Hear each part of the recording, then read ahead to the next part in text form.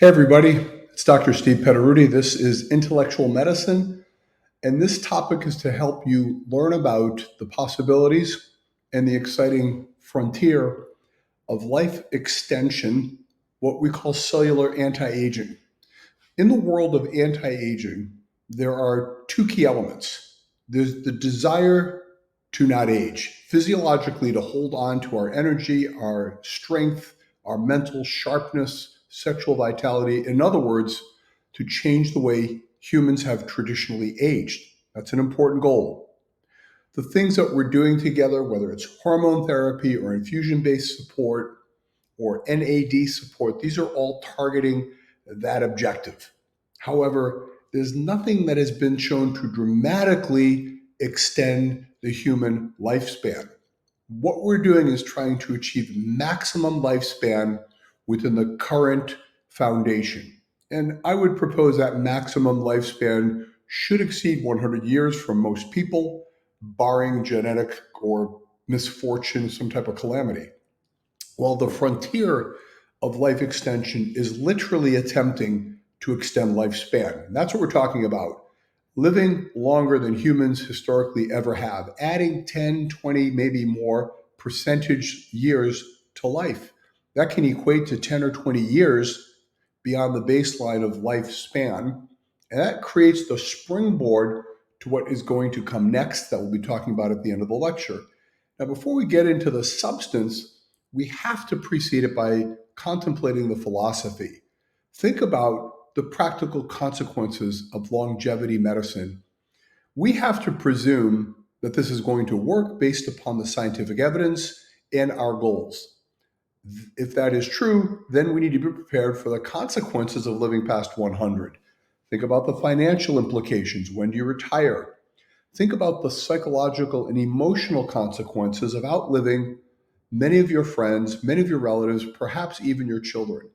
Hopefully, as we continue to develop our case studies and our clinical based evidence of its benefit, more people will join this movement. But you folks are early innovators because at Intellectual Medicine, we're pioneers in the clinical application of the science.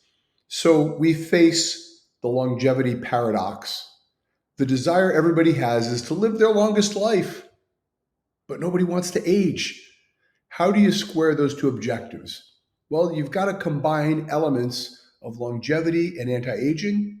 This focus is on cellular anti aging. As has been said, and it's true, the basis of all disease is at a cellular level, and so too is the basis of all health and longevity. So the objective, add years to your life without aging.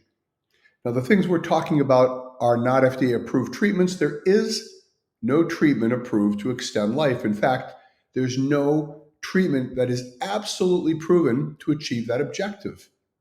And there never will be an FDA approved treatment to make people live longer. It's impossible to study. You've got to take human beings and give them a drug and extend it over the span of their lives and somehow figure out if it helped. So, because there is not an FDA approval process, does not mean that there's an absence of scientific validation. So, those of you that are joining this path do so with a heart for early innovation. Well, let's talk about how cells age and the difference between young, healthy cells and old, sort of decaying cells.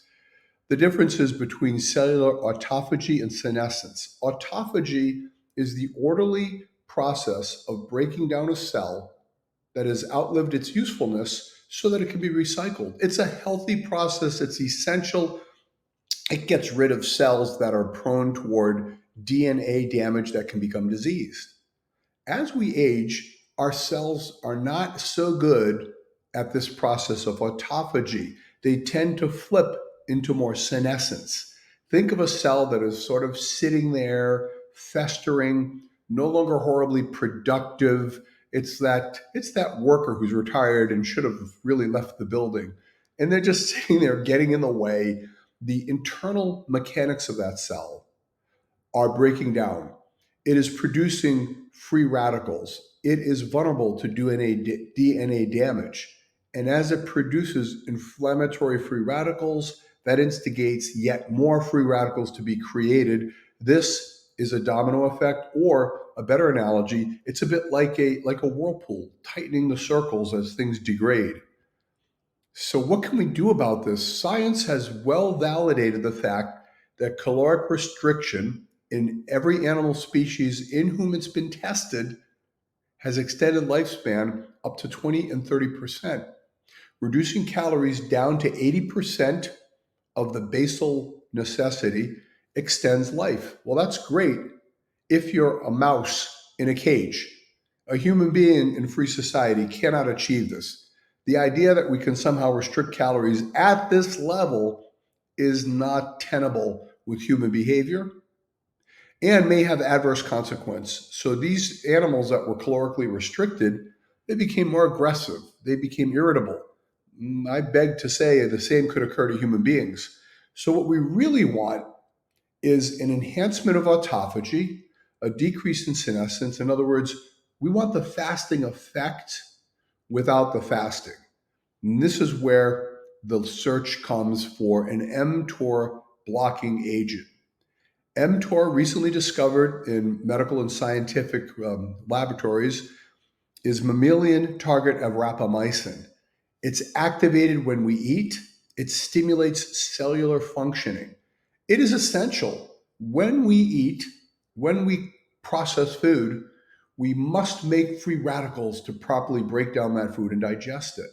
However, too much food, too often administered, can activate an overresponse of mTOR, leading to this type of cellular hyperfunctioning. The mTOR pathway has been shown to be associated with most age-related diseases, from cancer to dementia to heart disease. Why have we not discovered a cure for dementia? Because we probably never will. It's a multifactorial breakdown at a cellular level of brain function. The same thing for cancer, folks. Now, cancer is a cellular disease. It starts with a DNA breakdown or a mitochondrial dysfunction of the cell. If we can get to cellular health, then we can have the potential to modify the outcomes. mTOR activates free radicals. Blocking mTOR is what occurs, that is blunting the amount of mTOR happens in the setting of caloric restriction. Now, if we could find something that would block it, we could have the same effect. And lo and behold, there is a prescription drug currently on the market that blocks mTOR. Its generic name is Sirolimus. Its trade name is Rapamune. Based upon the biological principles, the theory is that Sirolimus, because we know it can block mTOR, that it will therefore slow down cellular aging. It will support autophagy. It will diminish senescence. And by so doing, we will see healthier, younger cells that will give us healthier, younger organs that will be less prone toward diseases of aging, that will ultimately extend human lifespan. This is pretty exciting. Sirolimus, not only does it have this potential, but it has a wide margin of safety when properly administered by a clinician who can monitor you and knows what they're doing. This is not something you download on the internet. Well, it is, in fact, an FDA-approved drug. It's FDA-approved to prevent rejection of transplanted kidneys. At full dose, it is known as an immunosuppressive agent, such that the body will not reject the kidney. And some of the risks associated with that at full dose include some of the things you see on the screen, anything that you can think of being associated with weakening of the immune system. As is frequently the case in medicine, the paradox is that there's a different effect based upon the dose administered. And at an anti-aging dose, it has been shown to not have those adverse effects. So we have to weigh these things. The risk-benefit analysis comes into play. There's time factor. When you go on Sirolimus for life extension, you're going to devote some time to this endeavor. You're going to have to take this pill. It's going to require periodic blood work and clinical monitoring. There's a cost factor involved. And then there's a very important detail, folks. I call this philosophy of regret. If you don't do this, unfortunately, in a weird kind of a way, right? You now have this information. Therefore, you're going to have to react to it. And if you don't take advantage of the potential and you later get some chronic disease or you feel the effect of aging, are you going to look back 10 years from now and say, son of a gun, I should have started that back when I first heard about it? Or conversely, if you see people around you enjoying a decrease in chronic disease and extension of lifespan who are in fact on it, you may have that same philosophy of regret. On the flip side, if you do start sirolimus and you get cancer or you get a heart attack and you don't reap the benefit or you can't perceive a benefit having occurred, will you regret having started it? So there's really no easy way out of this dilemma. As you can see, it is very philosophically based. We all get to choose how we're going to live. And I can share with you some of the elements that I weigh into this decision process. Number one, is it practical? That is there evidence of benefit? What's the mechanism of action? I want to know that it's been researched at least in the laboratory. I want to know preferentially that it has been tested in animals. And I want to know the human experience, at least in case studies, if it's already been applied. Another critical element, is it safe? I'm all in for longevity. I am all in for anti-aging. Obviously, I don't want to do something that is going to undermine my health. Another important factor, is it practical? I mean, if sirolimus costs $10,000 a month, and it does not, I think it's in the hundreds, but if it did cost that much, it's not practical for us regular folk. Yeah, maybe if you're a billionaire, you don't care, but I want stuff that's okay for regular people. Those are the elements that have to be weighed as you contemplate whether or not to implement this.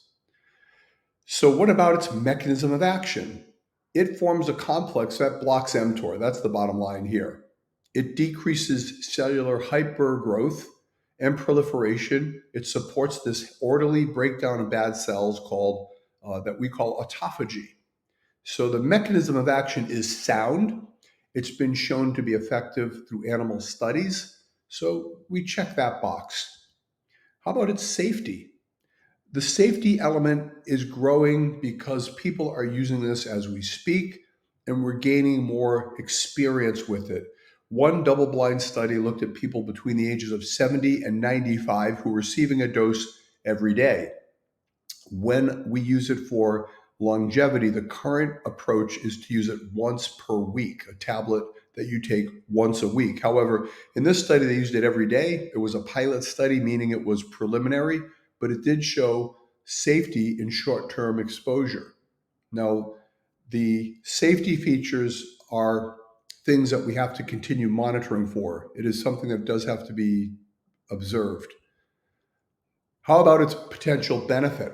Looking at the animal studies, we see a correlation of the use of sirolimus and decrease in an animal-based model of Alzheimer's disease. Well, that's encouraging. How about evidence in other animal species besides mice? Although the evidence is not in yet, the early returns show that it can extend the lifespan of your pet dog. In fact, there's a study underway right now at the University of Washington, the Dog Aging Project. If you like, you can register your dog for the project and your dog can potentially gain benefit of longevity. This is kind of exciting, although it does beg the question, if it's good enough for your dog to live longer, why not you? Um, in a mouse study, you can see it reversed aging in the heart, the brain, reproductive organs, and the mouth. You know, the mouth is an important detail when it comes to aging. Life extension up to 25% in mice. That's pretty cool too. So now we've got evidence of safety, we've got evidence of mechanism of action, we have evidence of clinical outcome in animals, we have growing case studies of human beings that are using this throughout the country. So it's starting to build. Longevity, the practical elements of it. And here, folks, is an important detail to reflect upon. If you choose to take sirolimus for longevity, it's not engineered, it's not intended to make you feel better in the moment. There are things we do in anti-aging that are meant to reverse some of the effects of aging itself. Muscle wasting, bone thinning, decrease in energy, decrease of sexual function and vitality, decrease of mental sharpness. These are things you can feel when the treatment is rendered. In the case of sirolimus, we know it's working when nothing happens. We know it's working when 10 years from now, you've not acquired a chronic disease and you continue to thrive. That is harder to quantify. Now, there are some blood markers that you can look at, but they're not known to be strongly predictive of what comes next. So that's an important element to reflect upon. You're investing in a future outcome. It's very much like saving for retirement.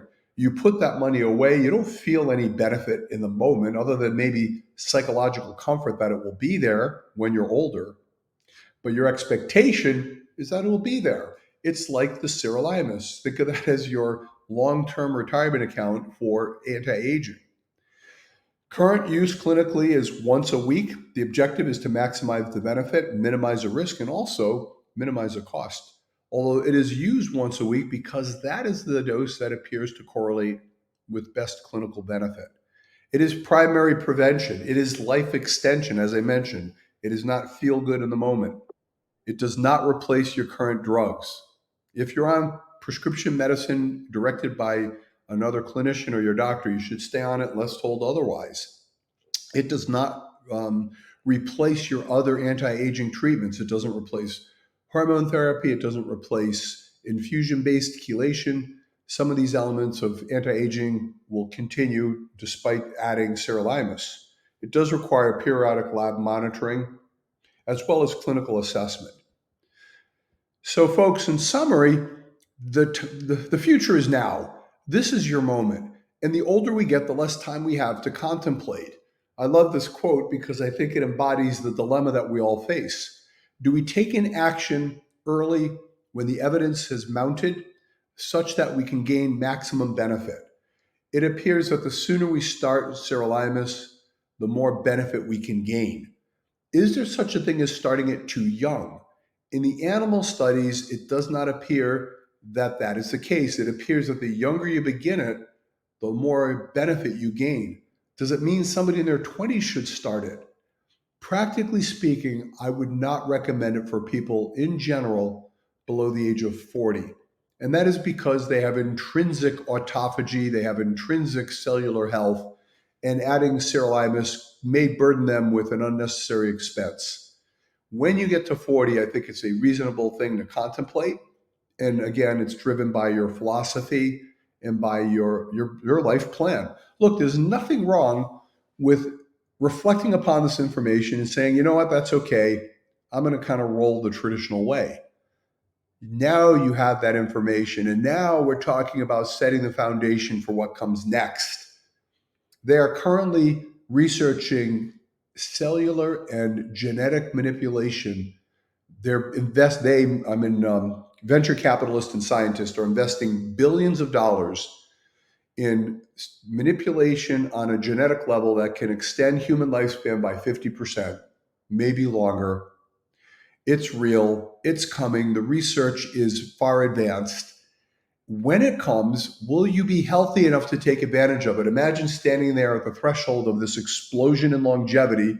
You're 70, you're 80, you're however old you are, and they have this new breakthrough, but too bad for you, Dr. Petteruti. You're a little too worn out to really gain merit.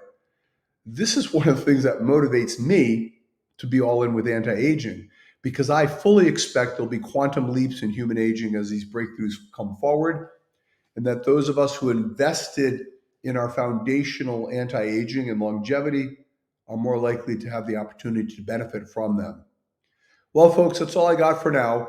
I'd like you to reflect upon this information. If you would like to proceed and consider sirolimus for longevity, it will require a consultative appointment so we can discuss the individual risks and benefits and reflect on it in more detailed fashion. And then we are ready to